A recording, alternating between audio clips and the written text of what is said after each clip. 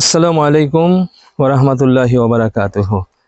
প্রিয় দর্শক শ্রোতা, আমরা যে জায়গাটিতে আছি, যে পাহাড়টিতে আছি, এই পাহাড়ের নাম হলো জাবালে সুর। এই সেই পাহাড়, যে পাহাড়ে বিশ্বনবী মহানবী হজরত মুহাম্মদুর রাসূলুল্লাহ সাল্লাল্লাহু আলাইহি ওয়াসাল্লাম মক্কা থেকে মদিনায় হিজরতকালে যে গুহায় আশ্রয় নিয়েছিলেন তিনি। আমরা একদম নিচে থেকে এইভাবে আমরা উঠে আসছিলাম, কিন্তু যে পর্যায়ে যেটুকু আমরা উঠে আসছি, পাথরের পাহাড়, অত্যন্ত দুর্গম পাহাড়,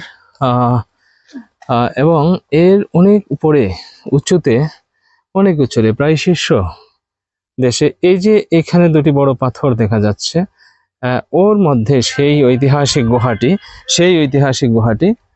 যে গুহায় আশ্রয় নিয়েছিলেন বিশ্বনবী মহানবী সাল্লাল্লাহু আলাইহি ওয়াসাল্লাম, তার প্রিয় সাহাবী